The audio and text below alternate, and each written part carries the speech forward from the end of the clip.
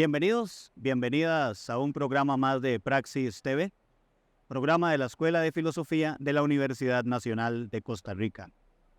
Hoy cambiamos la locación para hacer nuestro programa en coproducción con la EUNA, con la editorial de la Universidad Nacional, Diálogos Literarios. Y hoy, desde la Feria del Libro, acá en el Centro de Eventos Pedregal, desde el stand de la EUNA, donde podrán conseguir todos los libros de nuestra editorial y en específico del libro que vamos a hablar hoy, Ángel e Infancia. Una lectura del ensayo acerca del entendimiento humano de John Locke. Nos acompaña para hablar de este libro el autor del mismo, Jonathan Pimentel Chacón. ¿Cómo estás, Jonathan? Muchas gracias, Esteban. Ariel, bien, muchas gracias por la invitación. Y como es costumbre en este espacio, Daniel Vindas en la co-dirección de este programa, en la co-conducción. Y bueno, Dani, ¿cómo vas? Esteban, gusto saludarlo, muy contento de estar acá en este nuevo programa de Praxis para diálogos literarios, ¿verdad?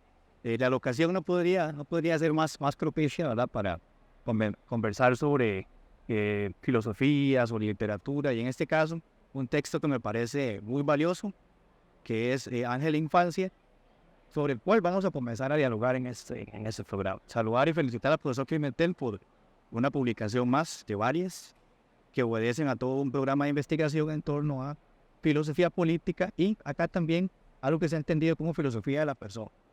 Muy bien. Bueno, un libro interesante, un libro que conozco en borrador casi. ¿No? Correcto, sí. Y bueno, del que hoy vamos a hablar.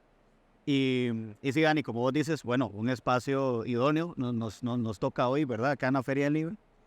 Y un libro sumamente interesante porque es una lectura muy distinta de lo que encontramos normalmente cuando hablamos del ensayo sobre el entendimiento humano.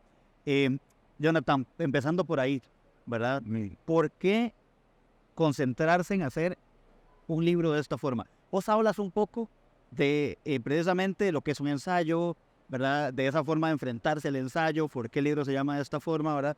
Pero cuéntanos por qué desarrollar un libro sobre este trabajo de Locke, específicamente de la forma que lo haces y con esos dos elementos, Ángel e Infancia. Bueno, en realidad no ha habido al inicio un programa preestablecido de lectura. Lo que pasa es que yo me he orientado mucho por lo que el mismo Locke describe, es el proceso de escribir un ensayo. De ahí uno puede hacer un paréntesis. Es interesante que en el siglo XVII comienza a desarrollarse ese género, el género del ensayo. Uno piensa, por ejemplo, en Montaigne, los ensayos de Montaigne, o piensa solo unos años después, menos de 2 décadas después, los ensayos de Leibniz sobre Teodicea.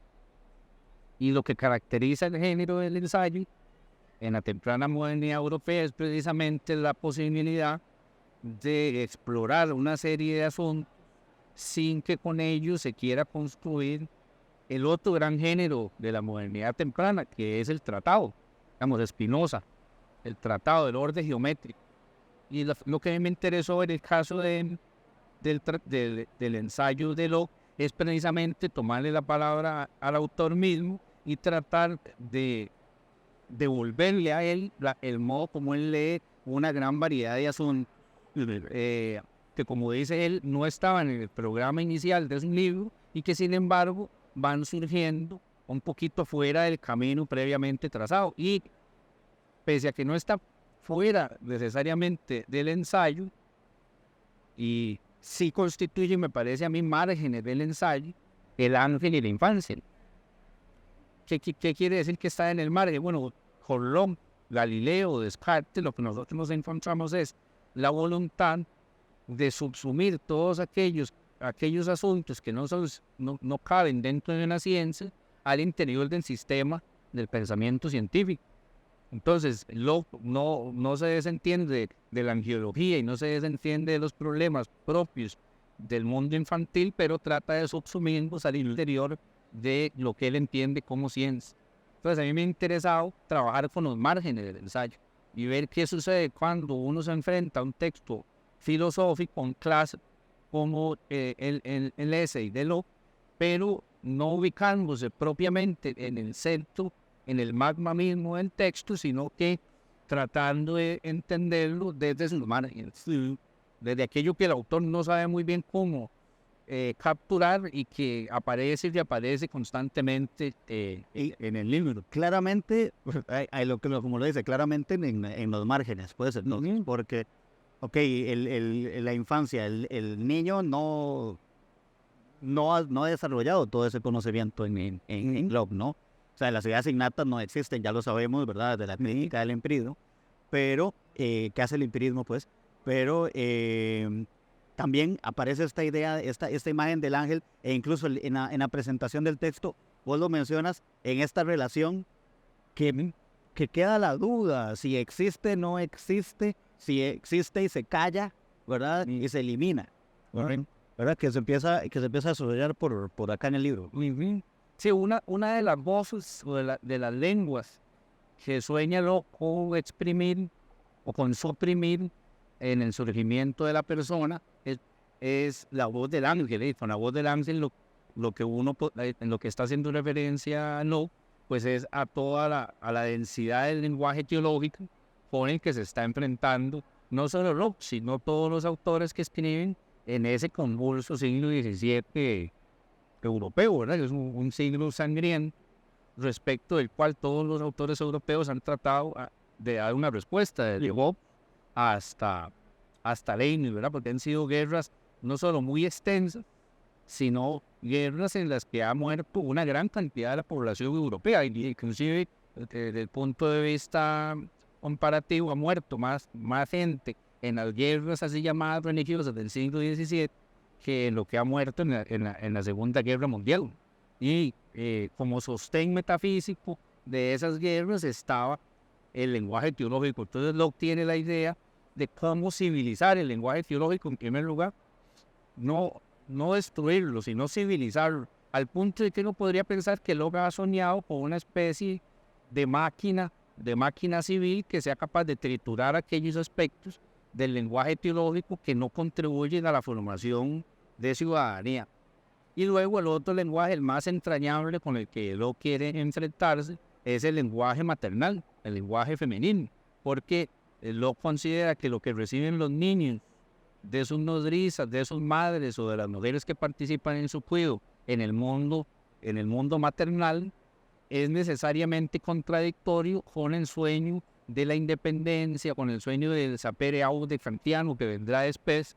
Entonces, el mundo lockeano y el mundo de la filosofía occidental en general ha pensado siempre cómo retirar al infante, al que no habla, y de las imágenes del contacto de lo femenino y produciendo ese recorrido, llevarlo a la polis, al mundo donde dominan los varones. Dominan los señor.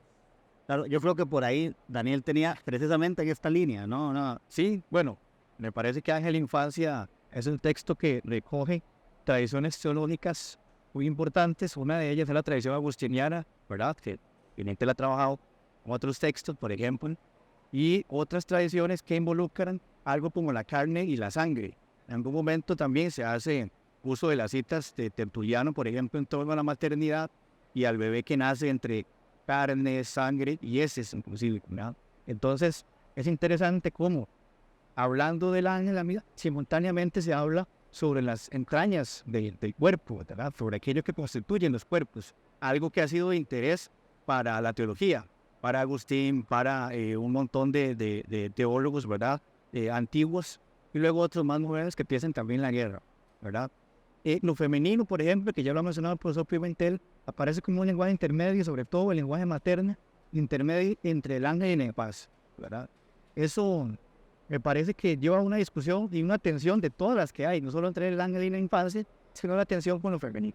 Y lo otro también es la tensión que hay, por ejemplo, entre la idea de civilización y de procreación, lecturas bíblicas que hace Locke, por ejemplo, Génesis 1:28 sobre crecer, multiplicarse y demás, que de alguna manera chocan con basamentos teológicos como el de Agustín, para que en el mundo de la escatología, ¿verdad?, en el mundo del futuro, ya no será necesario continuar con esa circulación de la sangre y con la procreación, por ejemplo. Esa tensión es interesante si quisieras profundizarla, la que hay entre Agustín y Locke, y también entre la cuestión de lo materno, por ejemplo. Y sí, yo pienso que en la figura de la madre tiene una importancia filosófica que todavía no se ha explorado lo suficiente, ya sea la ausencia de la madre o en este caso la presencia excesiva de la madre. Y entonces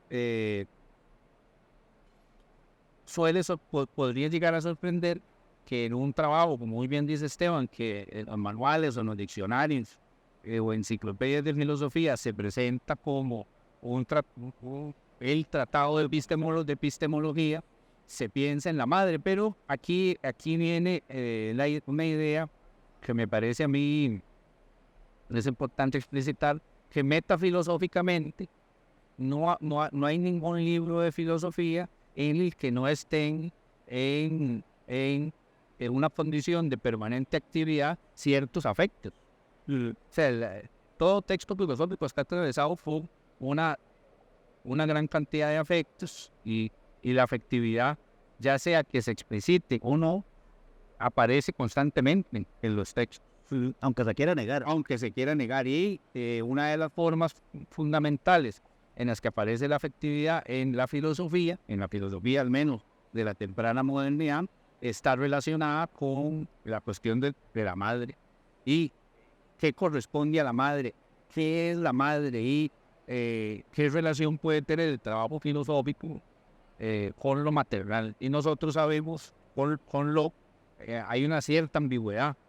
No es el rechazo de lo materno, sino como subsumir lo materno al interior de ese otro lenguaje, que es el lenguaje de la filosofía, en el cual no debería parecer ya resabio de ese mundo acotado, limitado, que es el mundo femenino. Bueno, no se trata solo de la madre, es en general la sombra de lo femenino lo que parece preocupar a Locke. Y de alguna forma tensa la razón, al cultivo de la razón. Es como que hubiese ahí esa tensión, razón, lenguaje materno. Bueno, hay que nombrar la sirvienta, por ejemplo, a la nodriza, por decirlo de una manera, o la cuidadora, tiene sus nombres en inglés, digamos, traducidos por el profesor. Pero eso está tensionado ahí, ¿verdad? Sí. Bueno, y es que también es parte de toda una tradición, ¿verdad?, que ha relacionado lo irracional, sí, precisamente, con lo femenino, con lo materno y sobre todo con la explicitación de los afectos. Ajá. Consideran de por sí femenino, Ajá, o maternal, como la locura, por ejemplo. también. Vamos a hacer la primera pausa y ya regresamos para seguir conversando de este libro, Ángel e Infancia, acá desde la Feria del Libro. Ya regresamos a Praxis TV, Diálogos Literarios.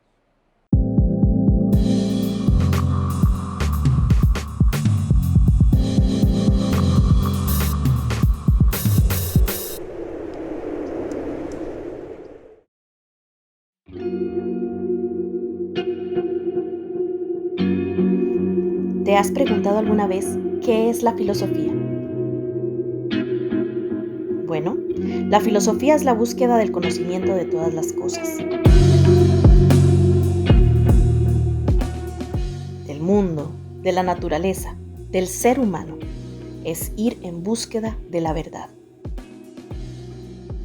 La filosofía se compone de distintas áreas que de manera crítica intentan analizar las relaciones entre los seres humanos, las relaciones con otras criaturas, la forma como conocemos y cómo razonamos sobre el mundo. La ética es la disciplina filosófica que estudia el bien y el mal, sus relaciones con la moral y el comportamiento humano en sociedad. Es por esto, en favor de la convivencia, donde la suma de las acciones forja la conducta humana y nuestras costumbres, que debemos actuar con responsabilidad, justicia y prudencia. Esto considerando que nuestras acciones tienen consecuencias incluso sobre nuestro entorno y nuestro porvenir.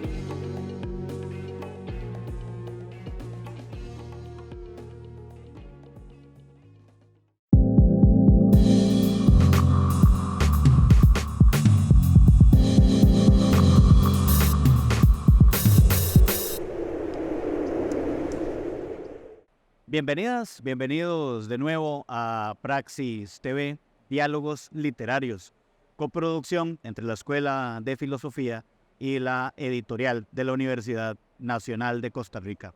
Continuamos conversando sobre este libro, Ángel e Infancia, una lectura del ensayo del entendimiento humano de John Locke. Nos acompaña Daniel Vindas, como siempre, y continuamos conversando con Jonathan Pimentel, ¿verdad? Autor de esta obra. Para seguir en la línea que veníamos, Jonathan, hay un momento en el texto en el que, y creo que en el primer capítulo, ¿no?, donde la configuración, mencionemos de esta forma, o la manera en que se desarrolla la persona, que de esa infancia, y se empieza a hablar de una expulsión, ¿verdad?, del vientre materno del individuo, ¿verdad?, y que se enfrenta ahora al mundo de otra manera y bajo otra forma. Entonces, quizás si podemos empezar y continuar, porque esto es seguir la misma línea del bloque anterior, un poco sobre esto, y ya tendremos otros elementos más de los siguientes capítulos. Sí, eso Locke dice que, bueno, algo que parecería una obviedad, y sin embargo no lo es en su caso, y es que no habría persona sin un primer nacimiento, que es el nacimiento en el que surgimos entre heces y sangre, o heces y orina, para recordar a Tertuliano, pero ese primer nacimiento no es suficiente. O sea, haber sido expulsados del cuerpo de nuestra madre en primera instancia no es suficiente para que surja una vida personal, para que surja la persona, para que nos despleguemos como personas. Es necesario que a esa primera expulsión añadamos una que podría ser todavía más traumática y todavía más compleja, y es aquella que nos permite retirarnos, alejarnos en un sentido que podríamos denominar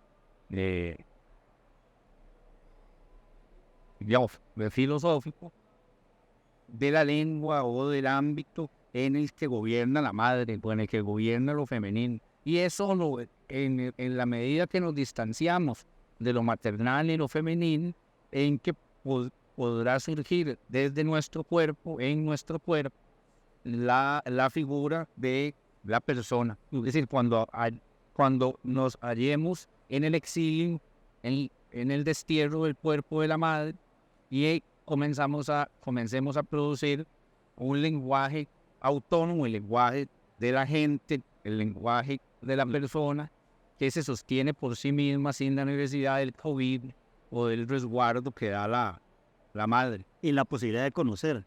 Correcto. Pero me queda aquí una pregunta. ¿Cómo podríamos ver ese momento previo a esa expulsión?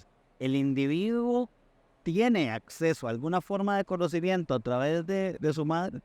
¿O hasta que nace podríamos pensar en esa forma de conocimiento? Una vez nacido, es que comienza a adquirir, en primera instancia, de la lengua de las mujeres, de la lengua femenina, comienza a adquirir una serie de conocimientos que a lo le parecían en ese contexto llevaban necesariamente a la superstición, a la creyencería, y solo, precisamente por eso, solo en la medida que lograse el niño retirarse de ese ámbito lingüístico, para decirlo de otra forma, es que podría crecer como sujeto autónomo, libre ya entonces de supersticiones, libre ya de creencias, y entonces ahora sí capaz de formar ideas complejas, capaz de erigirse a sí mismo como sujeto racional.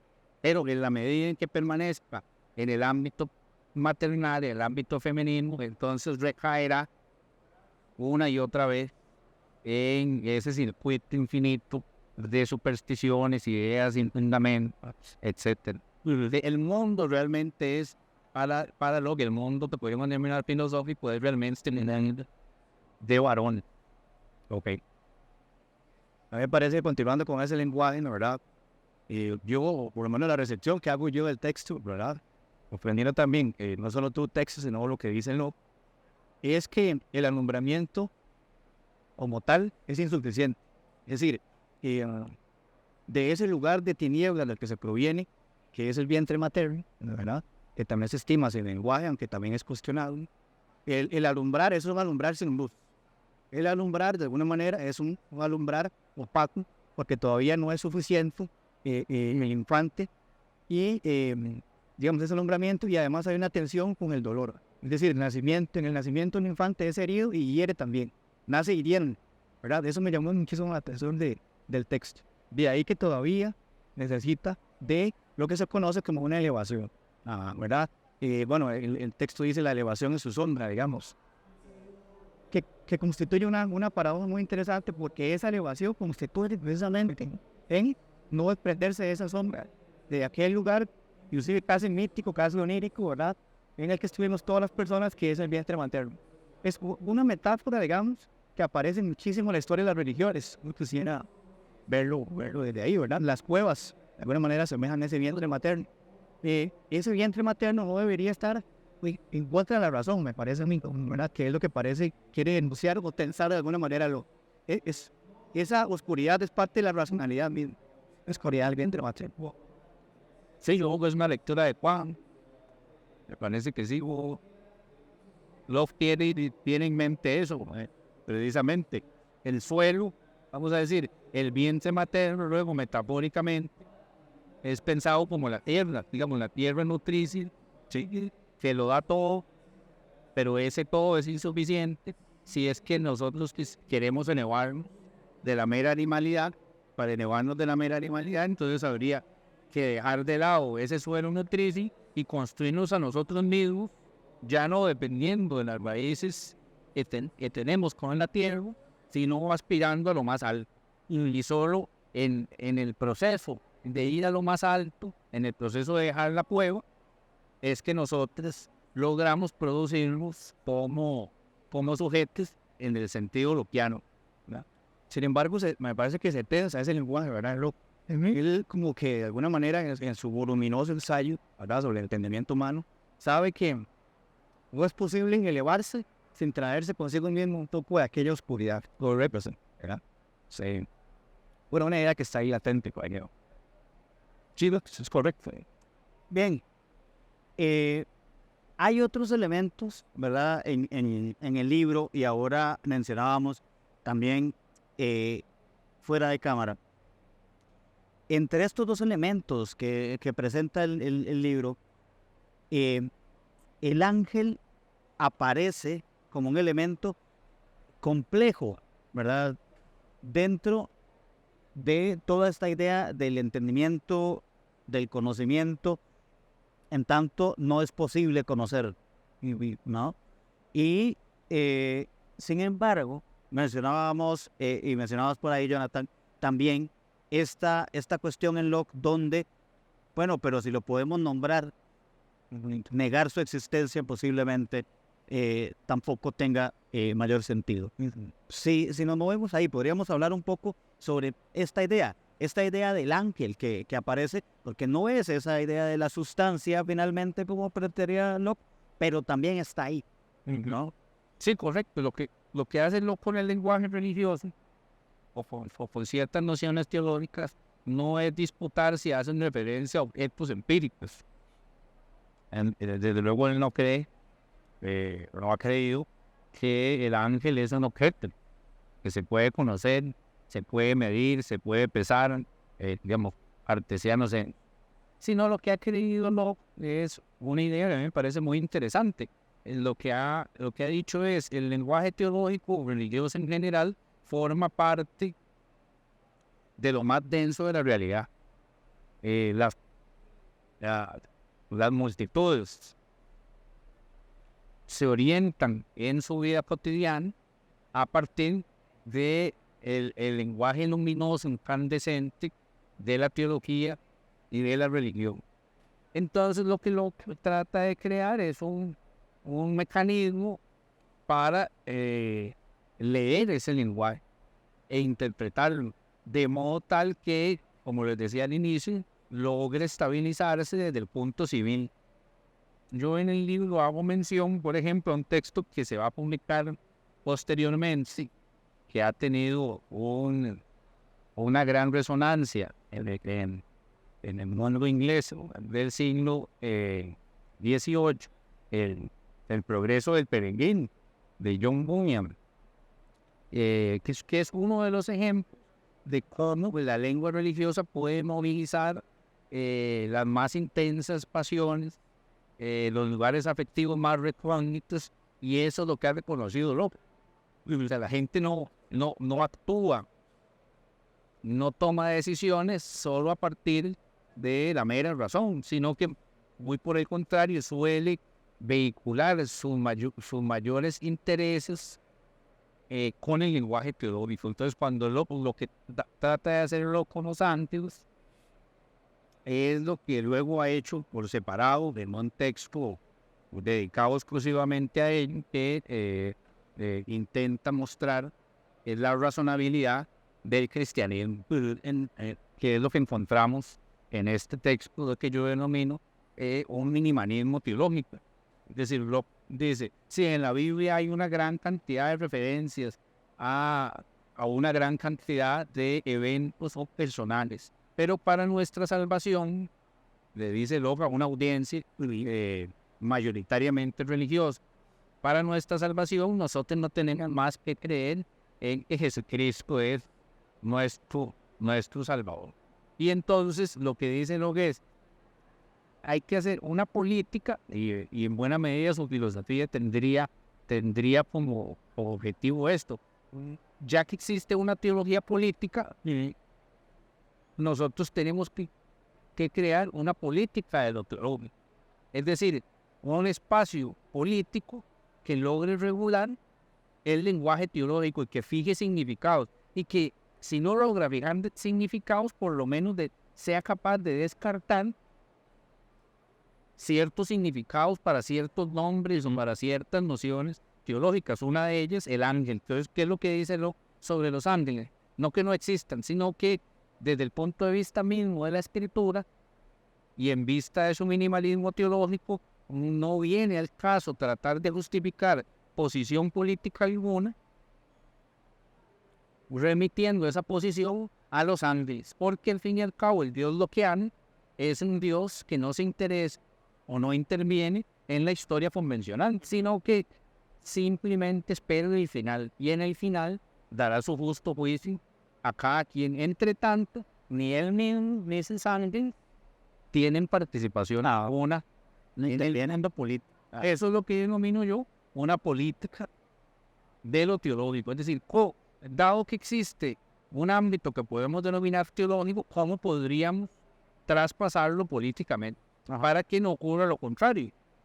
Intentando crear un espacio político, ando con un gobesiano que no esté atravesado por disputas teológicas de las cuales la filosofía política no podría controlar. Esa es la disputa que existe, o como dice Daniel, una de las tensiones que existe. Claro, vamos a hacer una segunda pausa y ya venimos para terminar de hablar de este libro. Ya regresamos a Praxis TV, Diálogos Literarios.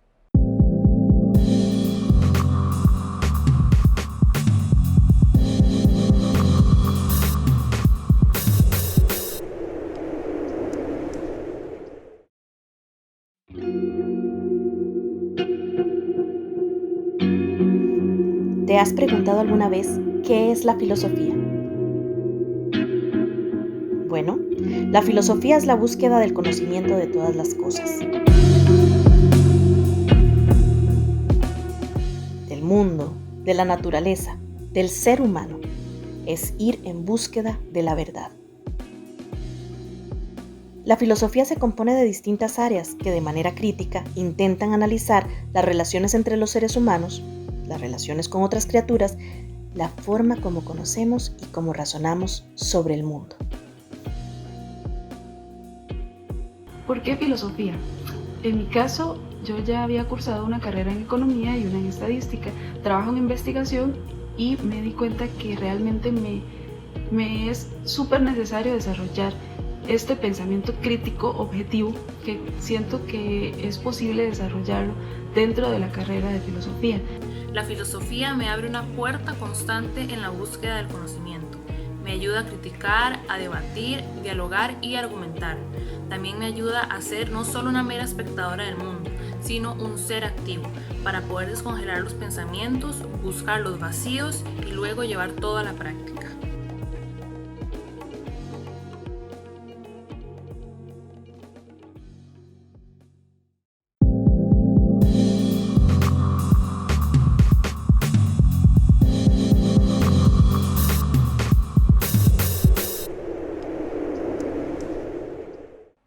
Bienvenidos, bienvenidas de nuevo a Praxis TV, Diálogos Literarios, coproducción entre la Escuela de Filosofía y la editorial de la Universidad Nacional de Costa Rica. Hoy acá, desde el stand de la EUNA, en la Feria del Libro, acá en Costa Rica. Conversamos sobre este libro, Ángel e Infancia, una lectura acerca del ensayo del entendimiento humano. Y continuamos conversando con Jonathan Pimentel, autor de este libro, y con Daniel Vindas, quien siempre nos acompaña en este espacio. Jonathan, con respecto a lo que se hablaba en el bloque anterior, hay un tema acá respecto a esta forma, ¿verdad?, de Locke de concebir a Dios en esta idea de no intervención. Y lo que esto también implicaba respecto a afirmar esto en un contexto histórico como en el cual está escribiendo también, ¿verdad?, que representa hasta un peligro, digámoslo de alguna manera. Es riesgoso, ¿verdad?, pensar en esta idea de que Dios no te va a sanar, que pensar en esta idea, ¿verdad?, que tendería a negar casi que la existencia de los milagros y este tipo de intervenciones divinas, ¿no? Correcto. Sí, lo que hace Locke es algo que podríamos denominar nosotros tendencial en la época. Y es que él, muy antes que él, Hobbes, hacen de la escatología algo estrictamente longitudinal. Es decir, la escatología en Hobbes concierne solo al tiempo, al final del tiempo. No tiene ninguna importancia latitudinal, que era lo que reclamaban muchos de los movimientos, de los múltiples movimientos religiosos que se disputaban en el mundo social y político en el siglo XVII. Y luego, inclusive en el siglo XVIII, el carácter latitudinal de la escatología, es decir, que Dios no solo estaba interesado en juzgar en el final del tiempo, sino que Dios participaba en la historia, en el espacio, y que participando en el espacio entonces revelaba su voluntad a ciertos grupos, mediante visiones, mediante sueños, mediante elegidos o profetas, que no satisfechos con el curso de la historia, no solo querían enfrentarse políticamente a quienes entendían, los oprimían, o los perseguían, los explotaban, sino que querían hacer de ese enfrentamiento un enfrentamiento con fundamentación teológica. Lo que ha participado activamente en la vida política inglesa en el siglo XVII, no niega la conflictividad política, no niega que haya que el mundo humano ahora se va, la única forma de crear mundo humano es mediante conflictos y acuerdos, mediante la producción de lo político. Lo que quiere decir lo que es que la producción de los políticos concierne de un modo exclusivo a los seres humanos y que no hay posibilidad de fundamentar lo político en Dios. Es decir, como decíamos anteriormente, no puede haber una teología política. Claro, la política es creación exclusiva de los seres humanos y en el final, solo en el final, cuando el mundo político humano concluye, es que Dios juzgará. Pero no juzgará de acuerdo a criterios que no son intrínsecos, sino al criterio minimalista que nos ha dicho Dios. si yo creo en Jesucristo, es mi Salvador. Ese minimalismo teológico es el mismo también que había ostentado Hobbes, solo medio siglo antes. Ok. Dani, vos tenías algo acá.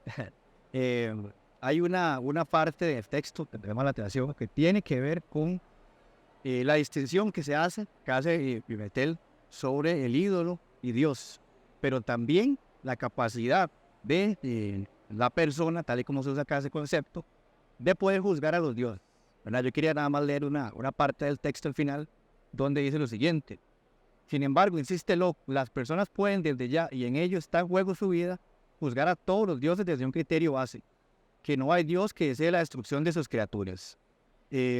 Luego dice, son los ídolos que requieren alimentarse de sangre y carne humana. Desde tal perspectiva, la filosofía del conocimiento de Locke es una guía para evaluar dioses, incluso aquellos que surgen después de la teología política. Yo me imagino que tiene que ver con esta política del ortodoxo comunal que estás hablando, que mediante qué mecanismos, digamos, la multitud, bueno, eso sería un término más obesiano, pero las personas pueden juzgar más bien a los dioses, que es muy sugerente, ¿verdad? Desde el punto de vista de tu ensayo, de tu propuesta, por ejemplo. Sí, yo creo que es precisamente lo que dice Locke. Es que en adelante, lo que sea que grupos o personas designen como Dios, todos nosotros, si es que nos hemos convertido en personas, como y tenemos la capacidad expresiva de las personas, podremos evaluar cualesquiera dioses a partir de criterios que no son comunes. Y uno de los criterios comunes es ese. No puede creerse, no puede afirmarse la existencia de un Dios, desde el punto de vista lockeano, si es que ese Dios o esos dioses exigen para su satisfacción el sacrificio de vidas humanas. Solo en la medida en que un Dios o unos dioses tienen como criterio de su existencia el disfrute, la plenitud de los seres humanos, si uno podría extender no solo los seres humanos, sino el conjunto de la creación, y es solo se podría regalar que se está hablando de un Dios verdadero. Si un Dios particular exime, por ejemplo, como en el final del Leviatán de Job, que para su existencia tiene que subsumirse y tiene que ser sacrificada sangre humana para que siga el movimiento del capital, o el movimiento del dinero, perdón, entonces en esa medida ese Dios es falso. No. En la medida en que un Dios o unos dioses más bien alienten, exijan la justicia, exijan que el mundo sea un lugar cada vez mejor para existir, en esa medida entonces no habría incompatibilidad entre la filosofía política y la creencia de cualesquiera Dios. Bien. Ahora, entre más, para utilizar la metáfora del libro, entre más se eleve los seres humanos por encima de la tierra, por encima del humus matricial, creo yo que en la idea lockeana, entre mayor elevación exista, menor será la tendencia o la inclinación a creer en Dios.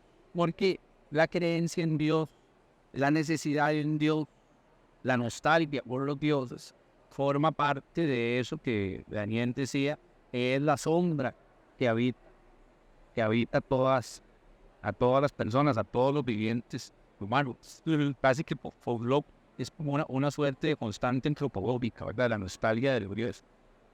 Y desde luego la nostalgia por la madre, la nostalgia por lo oscuro, por lo bajo, por la tierra. Bien. Dani, no sé si tenías algo más, sino antes de hacer un cambio de tema ya para ir cerrando. O sea, tal vez con respecto a esto último que ha señalado Pimentel, ¿verdad?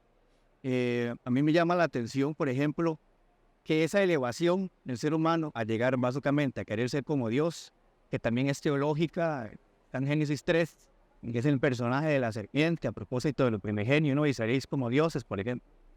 Una bella cita del Génesis. Se corre el riesgo y queda abierto, creo yo, esa grieta, o no sé, que implicaría que el ser humano, al querer ser como Dios, se convierta también en uno de los tantos ídolos que busca criticar, por ejemplo. ¿Verdad? Es una discusión que podría quedar ahí, o que a mí me surge ya como más bien interpretación, digamos, y texto. Y yo creo que el mismo Locke está consciente de eso, su metafórica, in core, eso que vos estás diciendo, la idea de que el hombre, el man lockeano, se vuelva el agrimensor de todo lo existente, y entonces, en lugar de admirarse de la inmensidad del universo, como lo hace Locke en un momento del ensayo, ya no se admire por la inmensidad, sino que sienta que puede medirla, que puede subsumirla y que es dominador de todo, destruir. Y como dominador, entonces, finalmente, también destructor, porque ya no se siente parte de la tierra, ya no se siente parte del suelo, ya no se siente con raíces. Entonces, al sentirse elevado, aéreo, como el Ariel shakespeariano, siente que puede vestir todo cuanto está alrededor suyo sin darse cuenta que solo ilusoriamente, en el sentido freudiano de ilusión, es que se ha despegado de la tierra, solo ilusoriamente ha sacado a su madre de su cuerpo, solo ilusoriamente es que vive en apenas luz.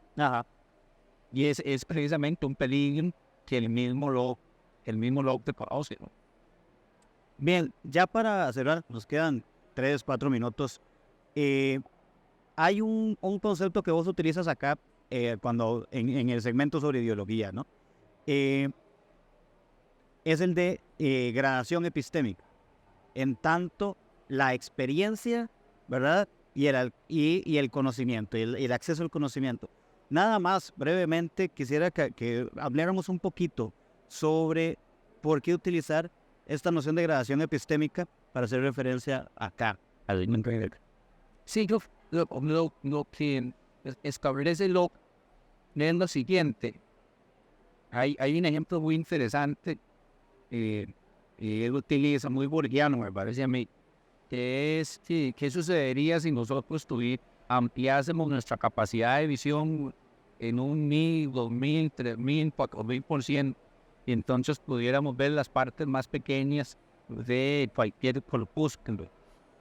Y lo que dice Locke es que nos resultaría imposible tener conocimiento alguno. En lo que Locke sugiere, con ese ejemplo y en general con ese texto, es que los seres humanos solo tenemos un conocimiento parcial y finito con respecto a una multiplicidad de objetos, y que no tenemos ese conocimiento de una vez y para siempre, sino que la adquisición del conocimiento pasa por etapas del infante al adulto, pero una vez llegado a la adultez o a la madurez cognitiva, también existen límites, y esos límites nosotros no podemos trascender. Hay vamos a decir de una forma, los grados del conocimiento son finitos, y en esa medida nos previene a no suponer que podemos conocerlo todo y que entonces podemos juzgar como imposible aquello que es simplemente incognoscible para nosotros. Por ejemplo, no sé quién está hablando ahora de esto, si es que existe vida fuera de la Tierra. Locke considera que lo más plausible es que en otras partes del universo exista vida inteligente. Nada que le parecería absurdo que solo en esta pequeña Tierra le haya placido al autor del universo crear vida inteligente. Pero con respecto a ciertos asuntos, dice Locke, el grado de conocimiento que nosotros tenemos es impreciso, y entonces es conveniente suspender el juicio de carácter definitivo. Muy bien. Bueno, Dani, muchas gracias. Un placer. Jonathan, muchas gracias como siempre. Sí. Todos y todas también, muchas gracias. Pueden darse la vuelta acá por la Feria del Libro a buscar este y otros títulos de la UNA. El domingo es que tiene de firma de libros acá, ¿no? Correcto. El domingo en la tarde. Sí. El domingo en la tarde estará Jonathan por acá para quienes quieran adquirir el documento. Y también, bueno, ya hicimos otra entrevista en otro momento sobre Monstruosa Tierra, correcto, el texto sobre Hobbes. Ya hemos tenido varios encuentros acá en Praxis con Jonathan. Ahí irán apareciendo las otras entrevistas, las dos conversaciones que hemos tenido con Jonathan Pimentel para que también puedan verlas. Y hoy nos vamos con esta canción del cantautor costarricense Oscar Pino y esto que se llama Morfo. Hasta la próxima. Chao.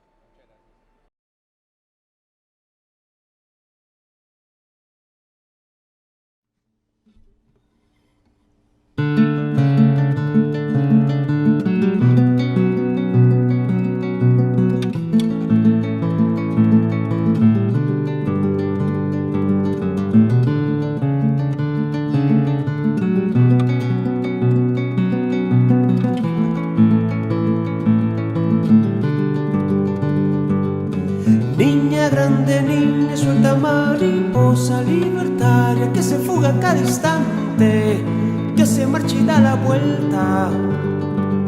Si supieras cuánto sueñan estos labios con tus besos, si supieras que tu nombre lo repito como un rezo, mariposa que me ronda así y me acaricia el corazón, pero sin avisar te marchas y me quiebras la razón. Siempre me ronda así y me acaricia el corazón, pero sin avisar te marchas y me quiebras la razón.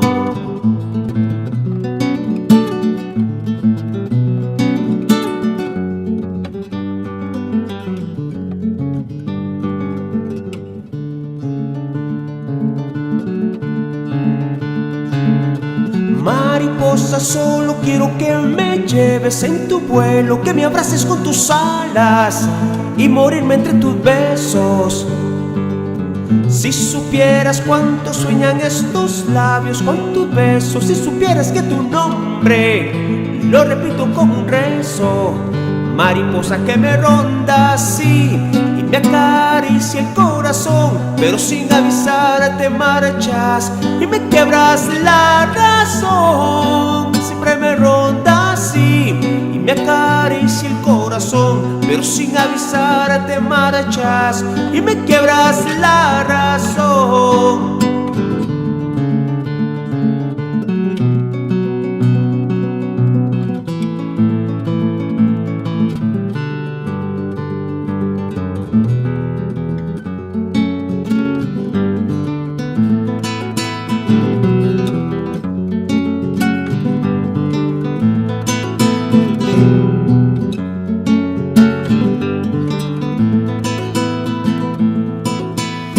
Mariposa, solo quiero que me lleves en tu vuelo, que me abraces con tus alas y morirme entre tus besos.